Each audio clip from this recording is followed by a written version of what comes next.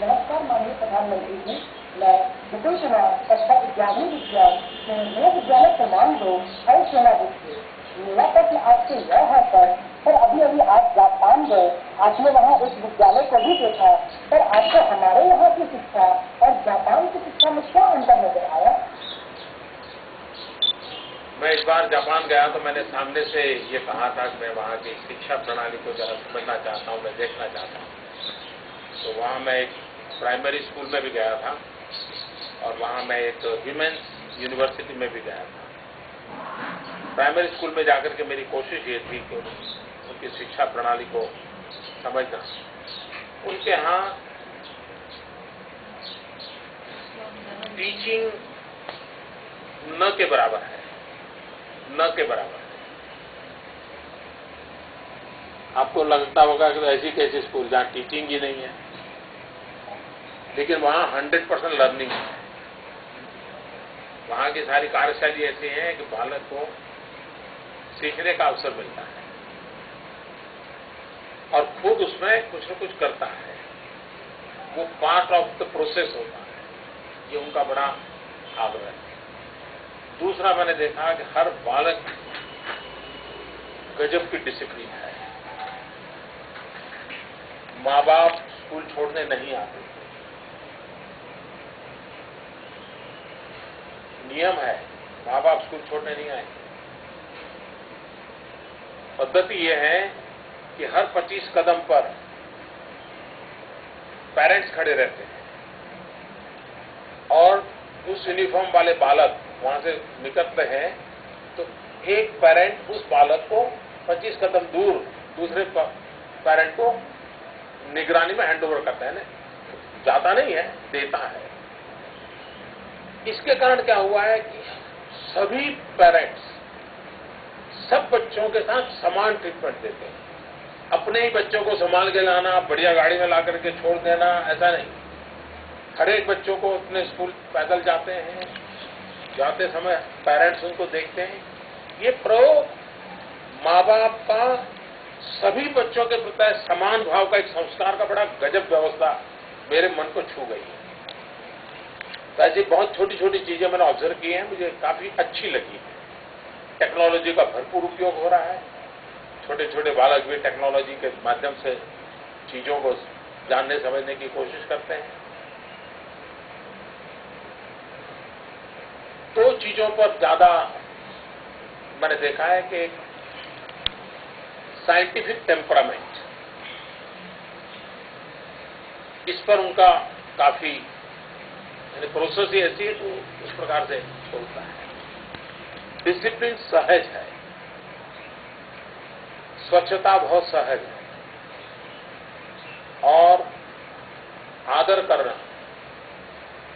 वो थोड़े झुकते हैं आदर करने के, जैसे हम नमस्ते करते हैं, हर एक के व्यवहार में नजर आता है, हर एक के व्यवहार में नजर आता है।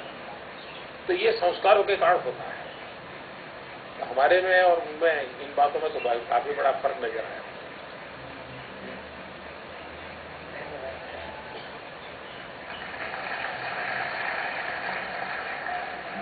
तिरुवनंतपुरम से अगला सवाल।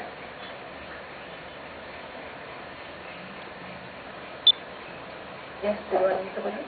हाँ, Thiruvananthapuram please. Good evening, Honorable Prime Minister, sir.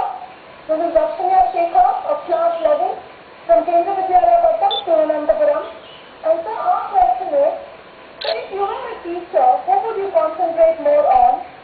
An intelligent student who is lazy or an average student who is very hardworking?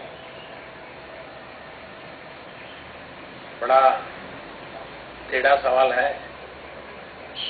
उसने पूछा, अगर आप शिक्षक होते तो कैसे विद्यार्थी आपको पसंद आते? बहुत बुद्धिमान, आलसू, कैसे? सचमुच में अगर टीचर के रूप में मैं देखूं तो कोई डिस्क्रिमिनेशन नहीं होना चाहिए स्टूडेंट में। उसकी एबिलिटी के आधार पर कोई डिस्क्रिमिनेशन नहीं हो।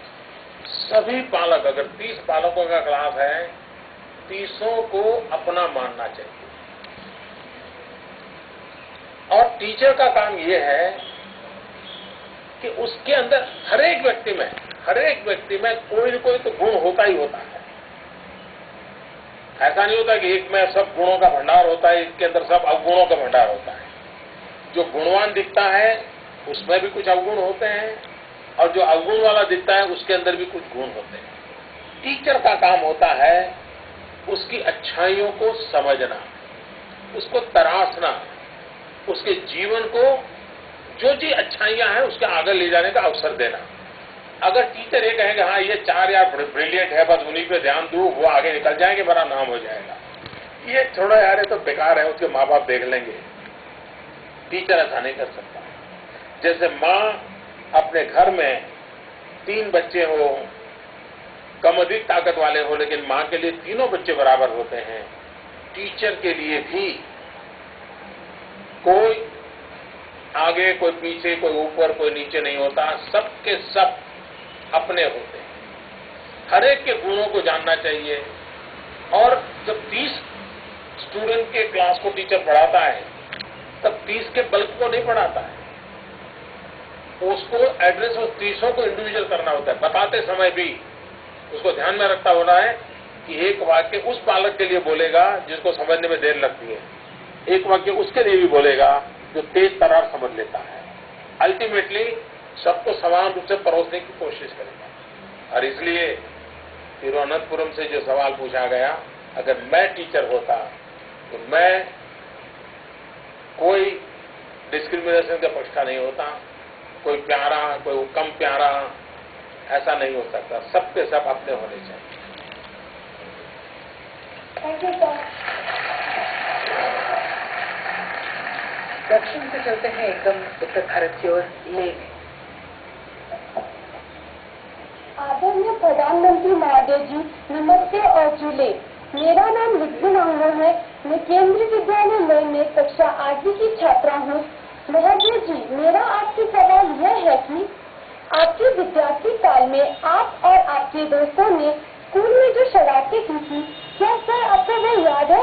और सर उन शरारत भरी यादों में से आप हमारे साथ कुछ बांटना चाहेंगे? मैं अभी ले आया था, मालूम है? हैं, आप लोग थे? हाँ जी। मैंने लेह में क्या बताया था, याद है?